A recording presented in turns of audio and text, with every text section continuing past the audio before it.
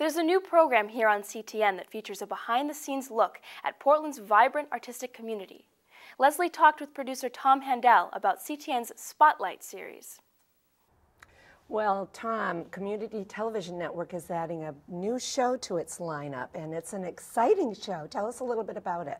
Well, it's called Spotlight, and it's the brainchild of Leslie McVeigh, you.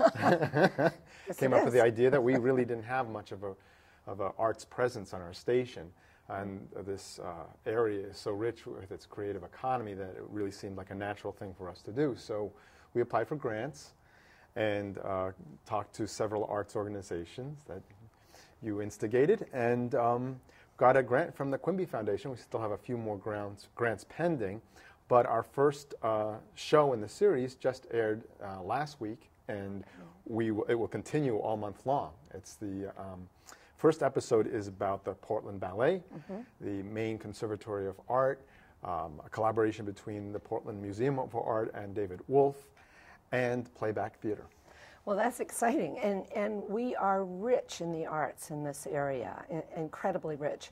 And I think that anyone thinking about moving to the area, you know, we talk about buy local, and this is see local. Look at what's around you in the arts. Is that another part of what this is all about? Well, yeah, all the segments of this program are going to be available on a website, a specific Spotlight website, so people will be able to go to that website anywhere in the country, and if they're interested in dance, music, visual arts, theater, they will eventually get to see a whole long list of videos about as many organizations as we can cover in this series, and which probably will be just hitting the fraction of the arts organizations that are in this area. Right. I think the more we get involved in it, the more you realize how much we do have here as far as the arts is concerned. The whole point of the series is to give people an inside look at what those organizations are like, or not so much what the organizations are like, but the artist's point of view, how they create their art, what inspires them,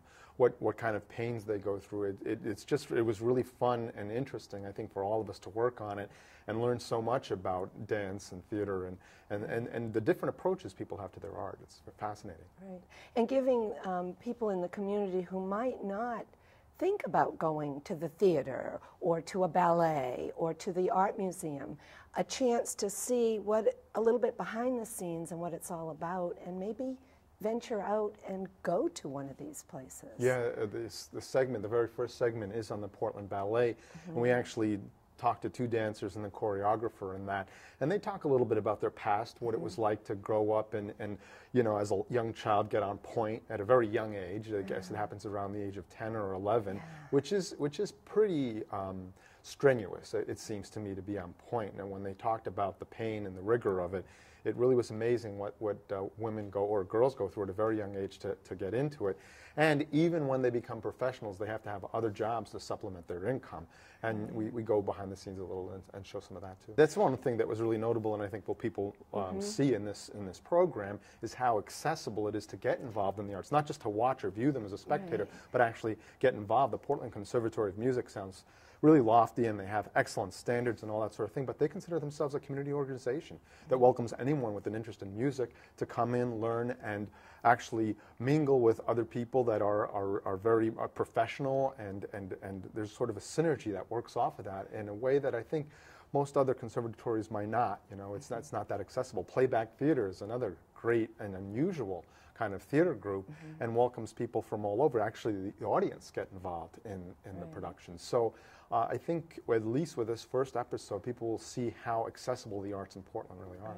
And the Museum of Art, the Portland Museum of Art, really, I was amazed at the efforts they go through to get visitors to understand the process that goes behind the art that they display. They have an incredible collection of Winslow Homer engravings, and yet they just don't, they can't leave them up, first of all the time, because they're very delicate and the old. light but they make it available through a kiosk, 2 kiosks and a display, and that they collaborated with David Wolf on, who was a local engraver and woodcutter. Well, I'm really excited about the show, and it airs Wednesday nights at 8 o'clock. Yes. And it's a half-hour or an hour show? It's a half-an-hour show. Well, I think that, you know, I'm going to tune in and see how it turned out, and I know that our audience will too. Thank you, Tom.